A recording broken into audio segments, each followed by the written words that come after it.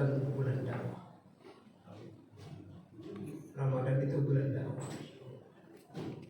Dalam satu hadis disebutkan, man qama amama baiti ahli khairun min sajdah fi hajaril aswad inda lailatul qadar.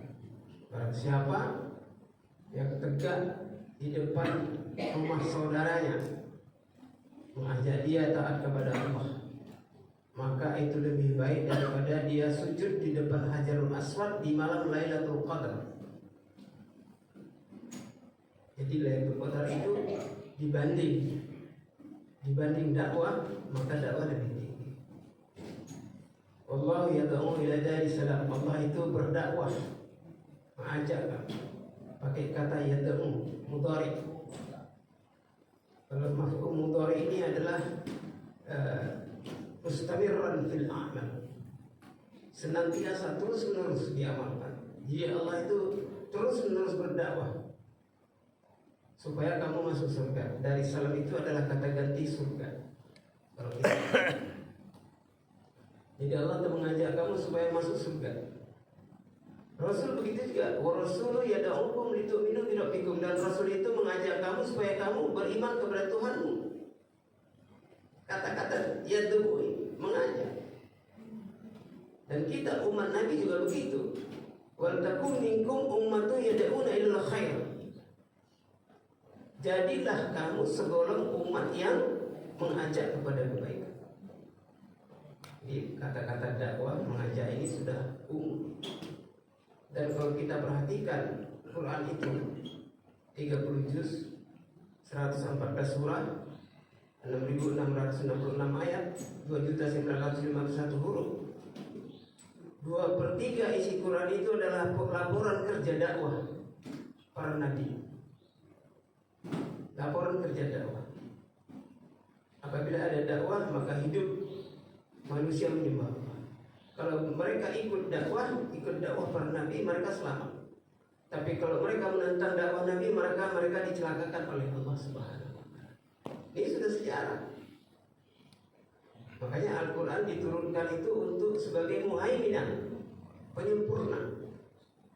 Karena kitab-kitab yang lain yang pernah ada, Taurat, Zabur, Injil, sudah banyak diubah-ubah oleh rahib-rahib mereka karena dunia. Di dalam surah Al-Baqarah disebutkan, fawailul lil ladzina yaktubuna al-kitaba bi aydihim thumma yaquluna hadza min 'indillahi liyashtaru bihi thamanan qalila. Maka kecelakaanlah, neraka welah bagi orang yang mengubah-ubah kitab dengan tangannya. Terus dia katakan ini dari sisi Allah. Dia sudah mengubah isi kitab dengan tangannya dengan maksud dunia. Tapi dia katakan ini dari sisi Allah. Untuk apa? Liyashtaru bihi thamanan qalila, untuk dijual belikan sedikit harga. Kalau saya pakai bahasa saya, 3 ta. Harta, tahta, wanita. Itulah perjuangan mereka. Bagaimana supaya harta banyak, supaya tahta naik ke atas kursi, supaya wanita bagus. Maka zuyyina lin-nasi hubbus syahawati minan nisa'i wal banina wal qanatir muqantarati minadh dhahabi wal fiddah wa khailul musawwati wal an'ami wal harth dzalika mata'ul hayatid dunya wallahu 'indahu husnul ma'ab. Telah dihiasi manusia, hubbus syahwat, cinta syahwat, minan nisa, dari wanita. The top one, nomor 1 wanita. Wal banin, baru anak-anak, cinta pada anak. Walaupun nanti mukantarah, dan harta benda yang banyak. Minadh dhahabi wal fiddah, emas dan perak. Wal khailul musawwamah, dan kendaraan-kendaraan yang top tier. Kalau dulu kuda, onta, sekarang Vespa, Honda, Yamaha, bahkan pesawat terbang. Wal an'am, dan binatang-binatang ternak. Wal harth, dan kebun-kebun. Nah ini manusia dihiasi seperti itu. Jadi kalau ada orang cinta motor, cinta mobil, nggak usah disalahkan, memang Allah kasih dia itu. Kalau ada orang tergelincir karena wanita, memang sudah ada di dalam Al-Quran. Tapi dzalika mata'ul hayatid dunya, itulah kesenangan kehidupan dunia. Wallahu indahu husnul ma'ab, tetapi di sisi Allah lah sebaik-baik tempat kembali. Maka kita pilih yang sebaik-baik. Maka bulan dakwah ini penting. Turunnya Quran juga begitu. Inna nahnu nazzalna 'alaikal Qur'ana tanzila. Sesungguhnya kami menurunkan Quran ini kepada engkau Muhammad tanzila, bertahap-tahap, enggak sekaligus. Padahal Allah mampu. Lauhul Mahfuz itu tempat yang terpelihara, ya kan, papan lauh yang terpelihara itu ada di genggaman Allah Subhanahu wa taala. Maksud digenggam ini bukan mujassimah, bukan tangan Allah menggenggam, bukan.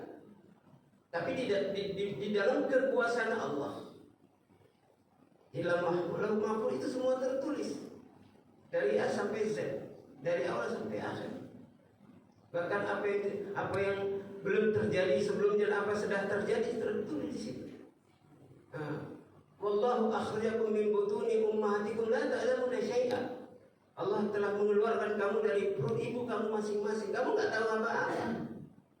Maktubah arba'ata asya' fi Lauhul Mahfuz, telah tertulis 4 perkara di Lauhul Mahfuz.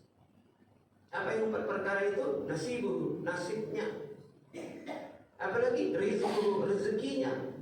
Apalagi zuriyatuhu, zaujatuhu, jodoh dan anak, keturunannya.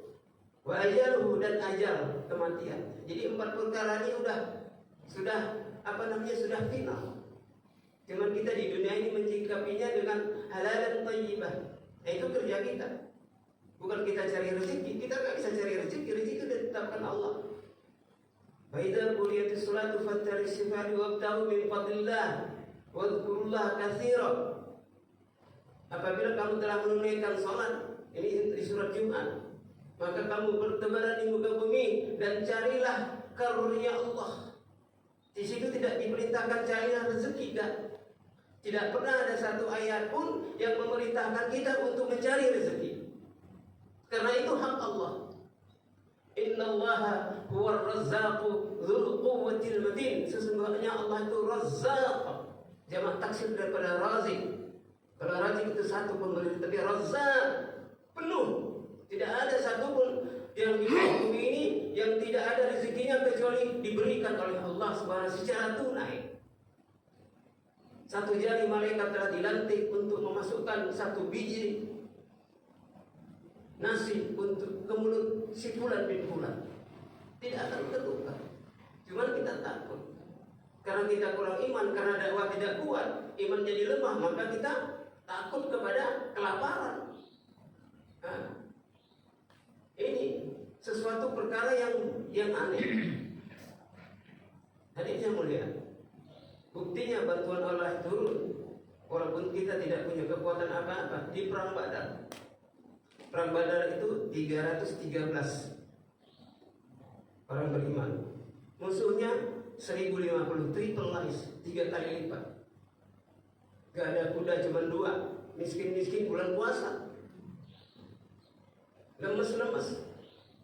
Sedangkan musuh punya 300 kendaraan kuda, sudah punya tameng besi, dan nafsu membunuh sudah ada di otak mereka. Saking bencinya kepada Rasulullah SAW dan para sahabat. Tapi Badar dimenangkan oleh orang Islam. Kenapa? Nah ini perlu kita pertanyakan. Satu orang sahabat sudah datang kepada Nabi, ya Rasulullah, insya Allah kita besok menang. Di mana kamu yakin? Saya tadi malam sudah turun ke bawah ke lapangan melihat rumah-rumah sahabat peserta Badar. Semua mereka nangis malam, minta ampun kepada Allah, menangis kepada Allah, minta supaya Allah bantu. Karena kan kalau kami dikalahkan ya Allah, Engkau tidak disembah lagi oleh mereka, oleh manusia. Dan Badar dimenangkan.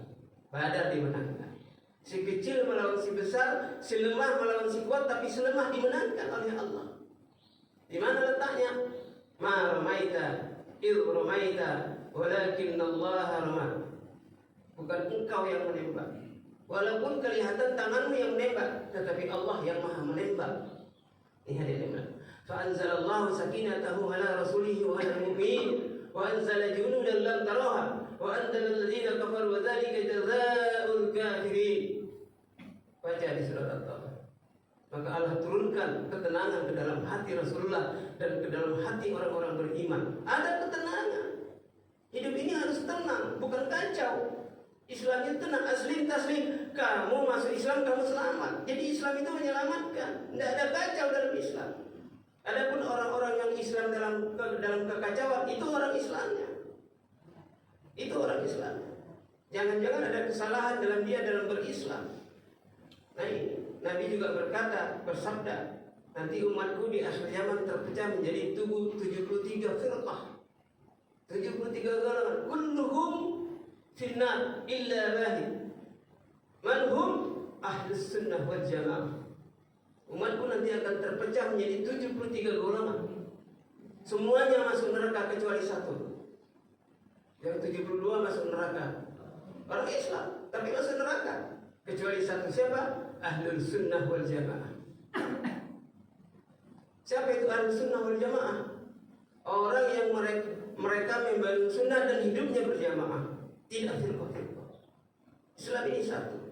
Islam itu bersaudara. Al-Islamu kal-bunyan yasuddu ba'dahum ba'dah. Islam itu seperti satu bangunan yang saling menguatkan satu sama lain, enggak terpisah. Basicnya enggak terpisah dengan badannya. Ini fondasi ini terdiri dari semen, tanah, ada tiang, ada dinding, ada pintu, ada jendela, ada sakfun, atap. Itu saling menguatkan satu sama lain, enggak berdiri sendiri. Enggak tiang mentang-mentang tiang dia berdiri sebelah sana sendirian, enggak. Tapi berkumpul. Islam seperti itu. Enggak boleh Islam itu mufarraqah, memisahkan diri dari umat. Wala takunu kalladzina tafarraqu wa ikhtalafu min ba'di ma ja'ahumul bayyinah. Janganlah kamu mufarraqah, memisahkan diri ataupun berikhtilaf. Salah paham terus. Makanya dakwah Nabi itu menyatukan. Turun ayat pun bertahap. Pertama Iqra dulu. Setelah itu Al-Muddatsir, setelah itu Al-Muzammil, setelah itu wa anzir ashiratakal aqrabin. Kasih ingat kerabat-kerabatmu terdekat. Begitu mendengarkan ayat ini turun, maka Nabi pulang ke rumah, mandi, ambil wudhu, berangkat lagi. Tidak menoleh kepada Khadijah tercinta. Khadijah bertanya, "Ya Rasulullah, limadha taraktani ya Rasulullah? Qad ji'tani limadha taraktani ya Rasulullah? Engkau baru balik, kau udah berangkat lagi." Kebiasaan Nabi seperti itu. Kalau sudah ada perintah Allah untuk dakwah, lupa semua. Karena dakwah itu yang harus menjadi lokomotif hidup, bukan ilmu. Hari ini ilmu kita jadikan panglima. Jadikan panglima, maka masjid penuh-penuh dengan ilmu. Tapi bahagian daripada perintah-perintah ilmu itu diinjak-injak oleh mereka sendiri yang belajar. Kenapa? Karena tidak ada fikir dakwah. Kalau orang yang tidak ada fikir dakwah, wallahi Al-Quran itu di bawah telapak kaki mereka. Turun ayat pun mereka tidak tahu. Ayat hijab sudah turun di surat Al-Ahzab 59. Ya ayuhan nabi, qul li azwajika wa banatika wa nisa'il mu'minina yudina 'alaihinna bi jalabibihinna. Wahai Nabi, katakan kepada istri-istrimu, kepada anak perempuanmu, kepada wanita-wanita beriman supaya mereka menutupkan kepada wajah mereka jilbab-jilbab mereka yang sempurna. Ini tidak ada khilafiyah. Yang khilafiyah itu iman kita. Sejak itu semua tutup. Kalau dulu sebelum turun ayat ini ditanya, apa itu aurat wanita? Rasul menjawab, kullu jasadaha illa hadza wa hadza. Seluruh tubuhnya kecuali ini, dan maksudnya wajah dan telapak tangan. Itu sebelum turun ayat hijab. Jadi Al-Quran itu secara tarbiyah. Makanya ada ayat-ayat nasikh, ada ayat yang mansukh. Ayat yang sudah dihapus, ada yang sudah menghapus. Tapi ayat yang mansukh itu masih berlaku, masih bisa dibaca karena dia masih ada. Kalau dibaca tetap tidak dapat pahala, tetapi syariatnya sudah tidak berlaku lagi. Nah, tercontohnya ini, satu ketika Abdullah bin Maktum, orang buta, datang kepada Nabi. Dia mengucapkan salam kepada Nabi, diucapkan salam. Karena yang datang laki-laki, waktu itu Nabi sedang ada dua dua orang istrinya, atau nggak tahu di situ siapa, tapi ada perempuan dua orang, mungkin istrinya, mungkin anak perempuan. Maka Nabi bersabda, ihtijabah, kalian berdua pakai hijab. Ada satu orang di antara yang dua itu mengatakan, ya Rasulullah, bukankah dia orang buta, nggak lihat kami? Nabi bersabda, apakah kamu juga buta? Itu hadis singkat segitu aja. Itu peristiwa pertama setelah turun ayat hijab. Peristiwa kedua setelah turun ayat hijab, Rasulullah wafat, tapi belum dimakamkan. Jenazah Rasulullah masih dibaringkan di atas dipan. Semua istri-istri Rasulullah mengelilingi jenazah itu. Tiba-tiba Abu Bakar Siddiq datang. Semua perempuan-perempuan itu menutup wajah mereka dengan hijab. Kalau bahasa sekarang dengan cadar, kalau bahasa lain dengan nikah. Kecuali Aisyah radhiyallahu anha. Kenapa? Karena Aisyah ini tidak haram wajahnya bagi ayah kandungnya. Ini Pak. Kan saya bicara syar'i, bicara referensi, bukan menyindir. Buat apa kita nyindir diri orang?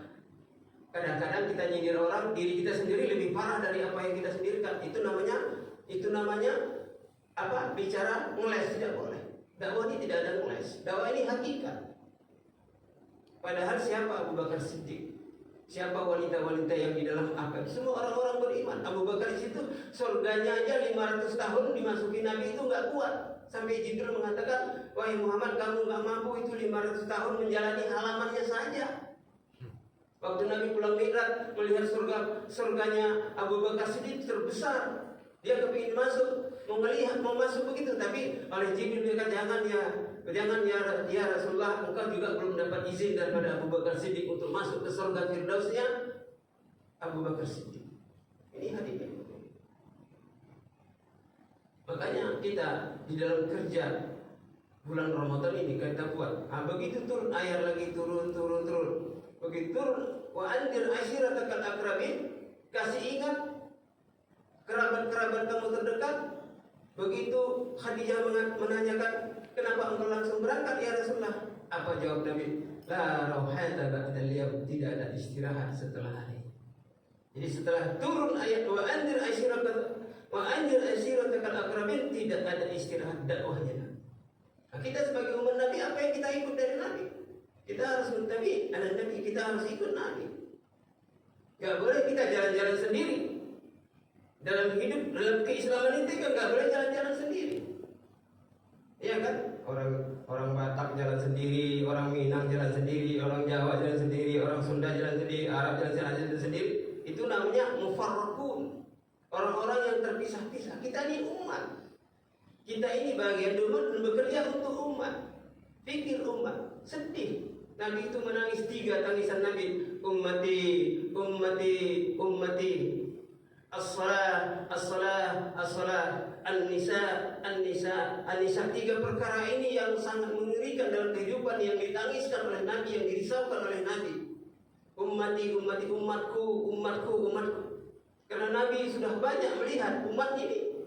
Waktu Isra Mi'raj, waktu Nabi itu melihat di Sirat, dibawa oleh Jibril. Siratul Mustaqim itu perjalanannya itu 500 tahun mendaki, 500 tahun mendatar, 500 tahun menurun, 1500 tahun.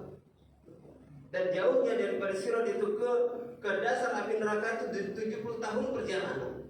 Jadi kalau ada bayi lahir terbuang ke api neraka umur 70, sudah ubanan dia baru sampai ke api neraka. Dan Nabi melihat ada hujan deras di Sirat. Nabi bertanya kepada Jibril, wahai Jibril, kok ada hujan deras di Sirat? Apa jawab Jibril? Wahai Muhammad, itu bukan hujan deras, itu adalah cerminan atau gambaran umatmu yang terjun bebas ke api neraka dari Siratul Mustaqim, jembatan Siratul Mustaqim. Ini. Siapa mereka yang mulia? Belum tahu. Apakah itu di antara kita? Na'udzubillah min dzalik.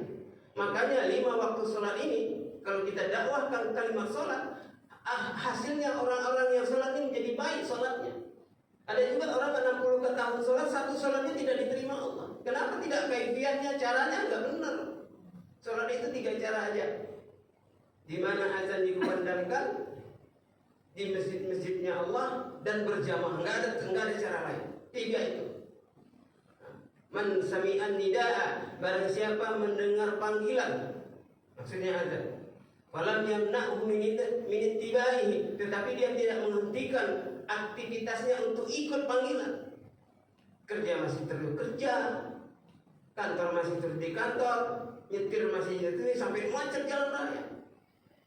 Ya kan? Kalau satu hadis ini aja diamalkan, nggak ada kemacetan di jalan raya. Apalagi yang di jalan raya itu yang memenuhi orang Islam 85%. Begitu aja dikumandangkan semua stop, semua ke masjid, nggak ada kemacetan. Sekarang kenapa macet? Karena azan kemana, kita kemana. Kenapa? Tidak ada dakwah atas sholat. Makanya mengajak orang sholat itu wajibnya fardu ain. Jauhlah itu fardu ain. Orang-orang dakwah atau orang-orang jamaah dari kebetulan itu wajib itu fardu ain. Nah, maka setiap 5 waktu sholat aja orang supaya sholat. Satu ketika malaikat Malik, penjaga pintu neraka, dia melihat pendosa ditangkap, dibuang, lemparkan ke pintu neraka, mental, dilempar lagi, ditendang sampai jebol pintu neraka. Baru masuk itu orang ke dalam api neraka, baru ditangkap oleh malaikat Zabaniyah. Malaikat Zabaniyah sebelum mencemplungkan orang ke neraka yang sesungguhnya ditanya dulu, alam ya'tikum nadhir? Emang gak ada dulu yang ngajak kamu, yang ingatin kamu, kok bisa kamu kecemplung ke neraka? Dijawab ini oleh orang ini. Qalu bala qad ja'ana nadhir fakadzdzabna wa qulna ma nazzalallahu min syai' in antum illa fi dhalalin kabir. Betul, dulu ada yang ngajak-ngajak, tapi kami anggap enteng, bahkan kami katakan dia ini orang sesat ini. Orang ngajak-ngajak ini orang sesat ini, orang bid'ah ini. Kan ada kan seperti itu sekarang. Tapi ternyata orang yang mengajak saya itu udah pergi ke surga, saya kecemplung ke neraka. Tapi kalau dia nggak jawab, Pak, ditanya sama malaikat Zabaniyah, alam ya'tikum nadhir? Emang nggak ada dulu yang ngasih ingat kamu? Dia diam aja, berarti bermasalah. Ditanya, di mana kamu tinggal di dunia? Oh, saya di Asia Tenggara. Di mana? Indonesia. Di mana? Jakarta. Di mana? Di Pondok Gede. Di mana? Dekat-dekat Nurul Iman. Siapa teman kamu? Si Abdullah dalam tanda petik, bukan Abdullah yang di sini maksudnya. Kemana dia? Coba dilihat. Rupanya 3 langkah lagi sudah masuk surga, Pak. Abdullah dipanggil, ditanya, kamu kenal ini sebulan di bulan? Kenal. Kenapa tanggal sekian bulan sekian hari ini waktu asar engkau lewat depan rumahnya, engkau langsung ke masjid tidak mengajak dia, sehingga dia ketinggalan 1 kali sholat. Dihisab, Pak. Jadi orang dakwah itu dihisab karena pahalanya besar, 700.000 kali lipat pahalanya. Jadi kalau dia tidak kerja, ya, dosa yang paling besar adalah orang Islam meninggalkan dakwah. Akibat orang Islam meninggalkan dakwah, manusia menjadi murtad, manusia menjadi tidak mengenal Allah, manusia menjadi lalai. Nah, maka dakwah ini di depan sebagai gerbang. Lokomotif dakwah, lokomotif Islam ini adalah dakwah. Gerbongnya 3, taklim wa ta'allum, proses belajar dan mengajar, zikir dan ibadah, ibadah zikir, salat sunnah, baca Quran, dan berkhidmat dan pelayanan umat. Kalau ada yang 3 ini gerbongnya, maka ini selamat umat. Nah, waktu Abu Amir gembong munafik membangun masjid sampai digelar oleh Nabi masjid itu masjid Biror, harus dibakar. Kenapa? Abu Amir mengajak, ya Rasulullah, ayo sholatlah di masjidku bagus, masjidku masya Allah parkirnya luas, masya Allah ada AC-nya kalau sekarang, wifi-nya pun hidup kalau sekarang. Insya Allah nanti kalau aku sudah kembali. Rupanya waktu Nabi waktu mau berangkat ke perang Tabuk, sepulangnya Nabi dari perang Tabuk, Nabi sudah berniat untuk sholat di masjid itu. Tapi turun ayat, ditegur, la takun fihi abadan. La masjidun ussisa 'ala taqwa min awwal yawmin ahaqqu an taquma fihi rijalun yuhibbuna an yatatahharu wallahu yuhibbul mutahhirin. Sadaqallah. Jangan kamu masuk ke situ, ke masjid itu selama-lamanya, enggak boleh. La masjidun ussisa 'ala taqwa, sungguh masjid diasas, dibangun atas dasar takwa. Min awwal yawmin ahaqqu an taquma fihi, sejak awal pertama dibangun engkau lebih berhak untuk salat di situ. untuk bikin amal di situ. Itulah Masjid Quba. Sebelum Masjid Nabawi sekarang ada Masjid Quba. Alhamdulillah waktu kami itu safar dakwah kami 1 tahun sampai kami di Madinah sempat sholat di Masjid Quba. Ke dalam hadis, raka'atain juga ka'annahu arba'ina yauman. 2 rakaat di Masjid Quba seakan-akan kita 40 hari berada di situ sholat terus hadis yang mulia. Nah itu awal. Makanya la masjidul ussisa 'ala taqwa min awwal yaumin ahqqu an taquma fihi rijalun yuhibbuna an yatatahharu wallahu yuhibbul mutahhirin. Sungguh masjid dibangun diasaskan atas dasar takwa di mana engkau lebih berhak untuk beribadah di situ. Di situ banyak orang yang mensucikan dirinya. Tuh masjid fungsinya untuk mensucikan diri. Wallahu yuhibbul mutahhirin, dan Allah jatuh cinta kepada orang yang mensucikan diri di masjid. Ulama-ulama dakwah mengambil hadis, mencari hadis. Apa itu maksud mensucikan diri? Ternyata ada kumpulan amal yang 4. Hidupnya suasana dakwah di dalam masjid, hidupnya taklim wa ta'allum, satu proses belajar dan mengajar seperti ini. Kadang-kadang kita jadi pelajar dulu, kadang-kadang mengajar di atas panggung, kadang-kadang kembali lagi. Karena guru sama murid sama-sama, kadang-kadang dia mustami'in. Antara kalim orang yang bicara, antara kalim yang berbicara dengan mustami'in, lebih berat mustami'in.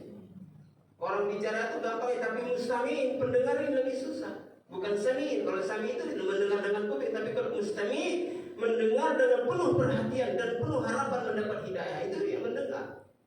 Jadi jangan masuk ke kuping kanan keluar kuping kiri. Itu lain lagi. Ada lagi yang masuk kuping kanan keluar lagi dari kuping kanan, nggak masuk sempat ke dalam, nggak keluar dari kuping kiri. Nah itu lain lagi. Artinya belum sampai terjadi apa-apa dia sudah pulang, karena nggak perlu dengan hidayah. Nah, yang tinggal inilah yang mustami'in. Karena itu lebih utama. Kalau di Yaman itu saya di sana 4 bulan keliling 8 muhafazah. Dari So'na, Budaidah, Aden, Mukallan, Said, Tarim, sampai ke Hadramaut, sampai ke Kubur Hud. Sampai ke Kubur Hud. Di perbatasan Yaman dengan Oman itu Kubur Hud. Kubur Hud itu panjangnya 16 meter. Saya berdiri di kupingnya Nabi Hud itu, masih besar kupingnya Nabi Hud. Betullah di dalam Quran, man asyaddu minna quwwah, siapa lebih kuat daripada kami. Jadi kaum Ad, kaum Hud, kaum Samud, itu adalah orang-orang yang besar badannya sampai 1,5 kali pohon kelapa. Nah itu ada, kita buktikan. Jadi waktu itu kita berjalan seperti itu untuk mendapatkan nampak jelasnya para nabi. Betul-betul dakwah itu. Sehingga Nabi bersabda, al-imanu yamani wal hikmah yamaniyah. Ini hadis sahih. Iman itu milik orang Yaman, hikmah dakwah itu juga milik orang Yaman. Makanya kalau Habib itu datang, kita hormati. Ya, nggak usah ikut-ikutan khilafiyah. Ngapain? Karena ada hadis Nabi, inna akramakum indallahi atqakum, sesungguhnya yang paling mulia di antara kamu di sisi Allah adalah orang yang paling takwa bersama kamu. Bukan karena Arab, bukan karena ajam. Abu Jahal itu kurang Arab, Abu Lahab itu kurang Arab, Abu Thalib itu pencinta Nabi, sayang Nabi, paman kandung, tapi tidak dapat hidayah. Karena hidayah bukan di genggaman Nabi. Nabi itu hanya membalik wa antar hadi ya Allah. Saya hanya menyampaikan, engkau lah yang berhak memberikan hidayah. Waktu itu Abu Thalib sudah sakratul maut, Nabi di sebelah kanannya, Abu Jahal di sebelah kiri. Nabi bersabda, ya ammi qul la ilaha illallah syahhaduka amama Allah yaumil qiyamah. Wahai pamanku, ucapkanlah la ilaha illallah, aku akan menjadi saksi kau nanti di hari kiamat di hadapan Allah. Sambil menangis Nabi mentalkin. Siapa? Abu Thalib, paman yang dicintai. Apa kata Abu Jahal? La taqul hazan. Anta min kibriya'il Arab, anta min Quraisy. Jangan kamu katakan, ente ini kan orang-orang besar di Arab, engkau orang Quraisy, masa mengucapkan kalimat itu? Sampai 3 kali Nabi bersabda seperti itu, dijawab oleh Abu Thalib. Ya bena akhir, kul akhir min hadza, wahai anak saudaraku, keponakanku, yang lain aja deh, jangan kalimat itu. Artinya dia nggak mau mengucapkan kalimat la ilaha illallah. Betapa sedih Pak. Sayyidul Anbiya wal Mursalin, keponakan kandung. tapi tidak mengucapkan. Karena hidayah milik Allah. Turun ayat di surat Al-Qasas. Innaka la tahdi man ahbabta, walakin Allah yahdi man yasha'u ila siratal mustaqim. Wahai Muhammad, engkau tidak bisa memberikan hidayah walaupun kepada orang yang paling engkau cintai. Gak ada hak. Kenapa? Allah memberi hidayah kepada orang yang dikehendakinya. Allah memberikan hidayah itu tergantung hati kita mau nerima enggak. Umar bin Khattab itu 69 kali didatangi Rasulullah. Beda dengan Abu Jahal. Kalau Abu Jahal itu 99 kali didatangi. Sampai malam Jumat ke 100 kali Nabi datang, ketuk pintu. Rupanya Abu Jahal tahu dia lagi. Ada apa? Nah, akhirnya ditolak itu pintunya. Pintu waktu itu kan seperti kita. Kita kan kuncinya bagus. Itu waktu itu pelepah tamar diletakkan Nabi, jadi jatuh pintu itu sampai terjatuh kena pelipis Nabi, berdarah pelipis Nabi. Akhirnya Nabi pulang ke rumah berdoa, Allahumma hdi Umarain. Ya Allah, kasih hidayah dua Umar. Maksudnya Umar bin Hisham alias Abu Jahal dan Umar bin Khattab. Allahumma hdi Umarain, ya Allah, kasih hidayah dua Umar. Allahumma izza Islam ala Umar bin Hisham atau Umar bin Khattab. Itu doa Nabi, Pak. Ya Allah, kasih hidayah Umar bin Hisham alias Abu Jahal atau Umar bin Khattab. Pakai kata au, Pak, bukan wa. Kalau wa kan dua-duanya. Ya kan, dan ya kan? Siapa? Abu Umar bin Hisham alias Abu Jahal dan Umar bin Khattab. Kalau ini enggak au atau berarti salah satu. Maka Allah melihat doa Nabi dan melihat ada sifat tolak enggak di antara dua orang ini, preman Mekah ini. Maka begitu saat itu Umar bin Khattab sudah mengasah pedangnya. Dia mau datang mau membunuh Nabi. Ditanya kepada penjaga itu Khalid bin Walid, mana Muhammad? Aina Muhammad? Apa urusanmu? Saat dulu aku akan menyembelih lehernya. Coba Umar bin Khattab mau menyembelih lehernya Rasulullah. Kamu jangan begitu, adikmu sendiri Fatimah binti Khattab sudah masuk Islam. Wah, Umar bin Khattab merah mukanya, langsung dia berlari arah. Dia datang ke rumah adiknya Fatimah binti Khattab. Waktu itu Fatimah binti Khattab sedang membaca ayat-ayat Quran yang tertulis di pelepah-pelepah taman, dia di daun-daun. Karena waktu itu belum ada mushaf 30 juz. Langsung ditempelin. Apa yang kamu baca ini? Apakah kamu sudah mengubah agama nenek moyang kita? Ini Pak. Tapi ini perempuan Pak, beriman. Apa jawabnya? Apakah aku salah kalau ada agama yang lebih berhak? Itu Pak, perempuan kalau beriman Pak, kuat Pak. Apa yang kamu baca itu? Oh, ini benda yang suci. Kamu itu kotor. Kalau kamu baca ini, kamu bersuci dulu.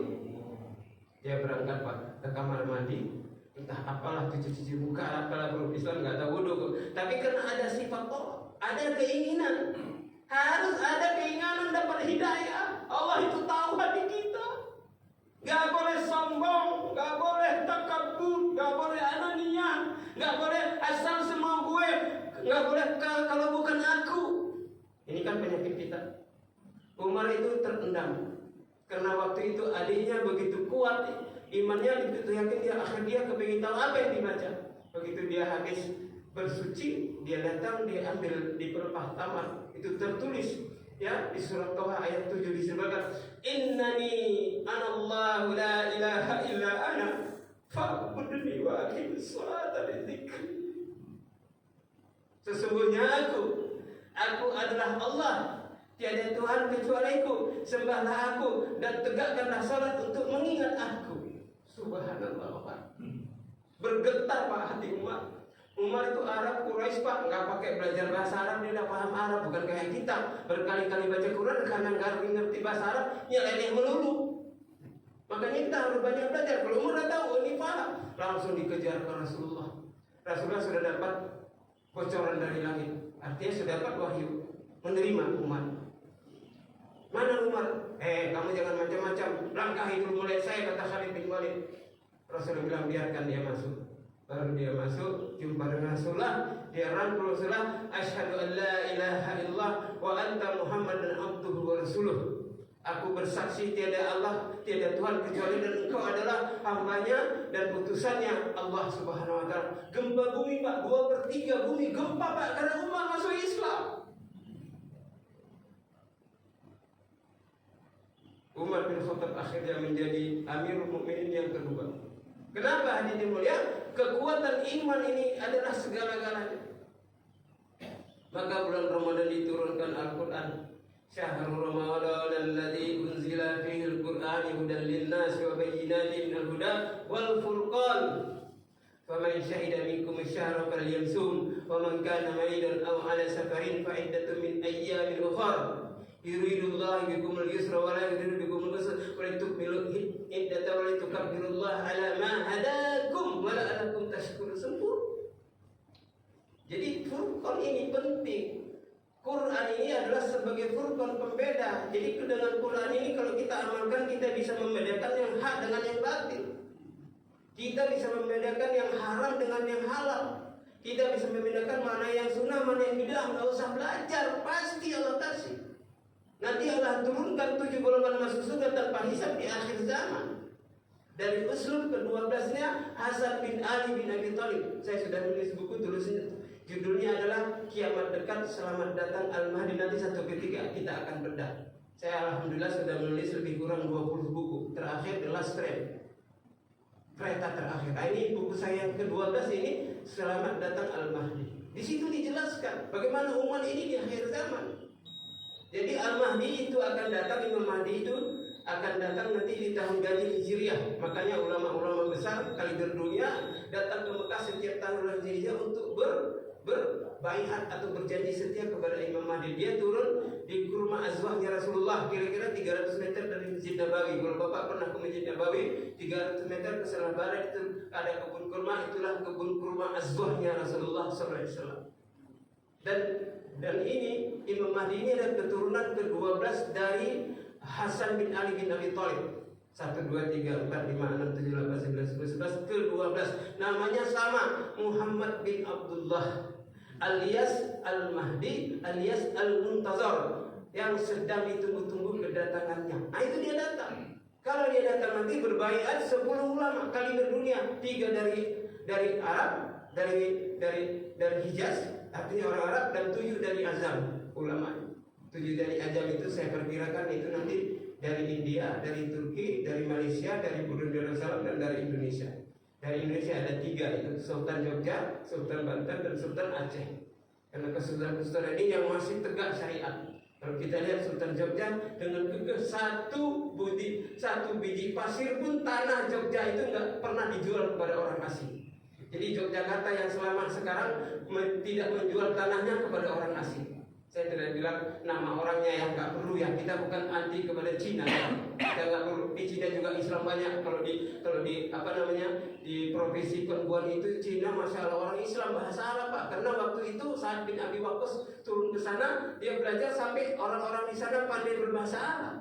Dan mereka anak-anak dari sana itu banyak sekolah ke Pakistan, sekolah ke India, ke Saudi untuk belajar Islam. Jadi tidak semua salah. Cina yang di Indonesia ada sedikitnya lain. Nah, itu yang kita anggap. Jadi kita nggak boleh anti Cina juga. Kalau kita anti Cina berarti kita anti hidayah, anti asobiah. Tugas kita memberikan kesempatan kepada setiap orang sebagaimana Nabi. Nabi itu diutus oleh Allah. Wa ma arsalnaka illa kafatan linnasi basyiran wa nadhira. Walakinna aktsarun nasi la ya'lamun. Ini masalahnya. Kami tidak utus engkau Muhammad kecuali untuk seluruh manusia. Kafah itu telapak tangan. Kafah itu menggenggam seluruh hati manusia. Basyira wa nazira, memberi kabar gembira yang ujung-ujungnya surga, wa nazira, memberi kabar bertakut yang ujung-ujungnya neraka. Jadi memberikan itu Nabi. Walakinna aktsarun nasi la ya'lamun, tapi sayangnya kebanyakan manusia enggak tahu. Kebanyakan orang-orang nggak tahu, kebanyakan jenderal-jenderal nggak tahu, kebanyakan kopral-kopral nggak tahu, kebanyakan direktur-direktur nggak tahu, kebanyakan kondektur-kondektur nggak tahu. Masalahnya kan nggak tahu. Kenapa? Nggak mau belajar. Kenapa? Nggak punya sifat tolak. Sifat tolak ini harus di hati kita. Saya sering ke Mekah. Di Mekah itu Pak, pas di depan Ka'bah itu banyak pekerja-pekerja termasuk dari Indonesia untuk betul-betul sandal membersih-bersih kaki. Saya tanya, Bapak dari mana? Oh, Jawa. Katakanlah di Ponorogo. Lah, Bapak sudah berapa tahun ini? Oh, sudah 3 kali perpanjangan visa. Berarti 3 kali 2, berarti 6 tahun. Ini masuk tahun ke-7. Bapak sudah haji? Belum sempat. Kerja depan Ka'bah 7 tahun belum sempat haji. Ya Allah. Kenapa? Karena enggak punya sifat tolak.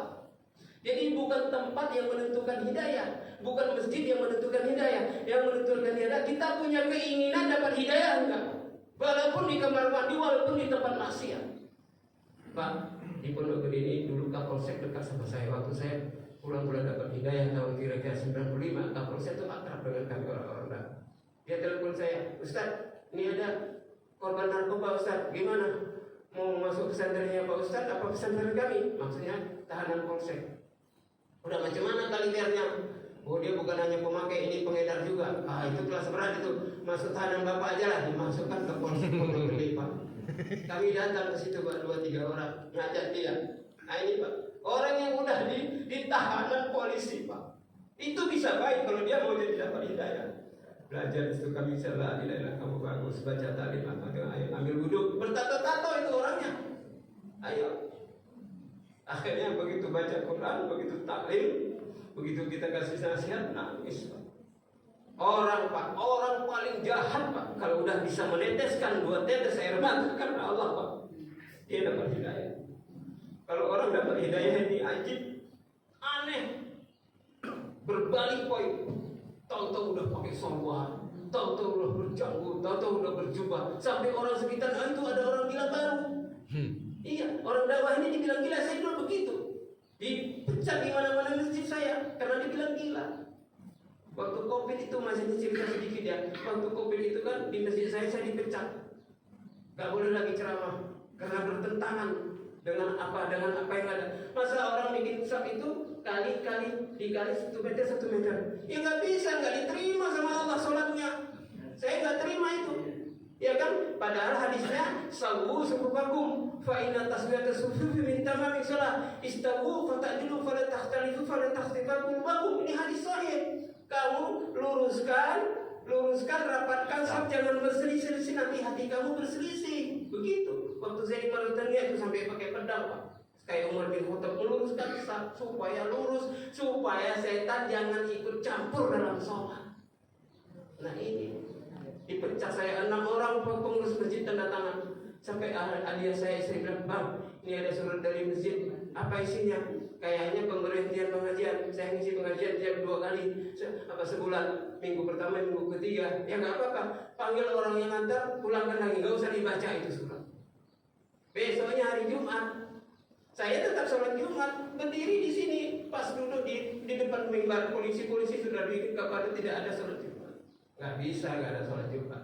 Jumat ini harga mati. Sholat itu harga mati. Tidak ada orang yang bisa campur tangan ke masjid. Kekuasaan apapun tidak bisa campur tangan ke masjid. Masjidillah, masjidnya Allah. Makanya masjid jangan dikunci melulu. Saya bukan marah nih Pak, tapi marah bener, masa marah ecek. Iya. Nah, waktu itu di situ saya pas kira-kira pas waktu waktu sholat tiba, 1 orang naik ke atas mimbar. Wah, saya pikir dia mau jadi khotib ini. Terus dia iklankan, insya Allah kita sebentar ini akan melaksanakan sholat Jumat dengan imam dan khotib Ustaz Abdurrahman Lubis. Nah, loh, saya baru dibaca kemarin kok dia jadi khotib. Rupanya khotib yang bertugas hari itu nggak berani datang. Kenapa Pak? Karena takut. Nggak takut kepada Allah, takut kepada yang diciptakan Allah. Inilah manusia yang tidak benar. Makanya, ma ja'alallahu lirajulin min qalbayni fi jawfihi. Allah tidak menjadikan satu rongga 2 hati.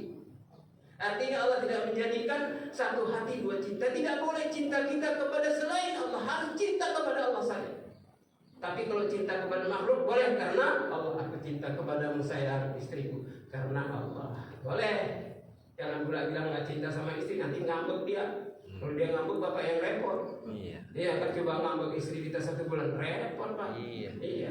Puasa. Nah, kalau istri itu perempuan, makanya kul hadhihi sabili. Katakan inilah jalanku. Hadhihi itu muannas. kepada bentuk wanita, perempuan. Jadi hazi ini untuk perempuan, tapi kalau hadza itu untuk laki-laki.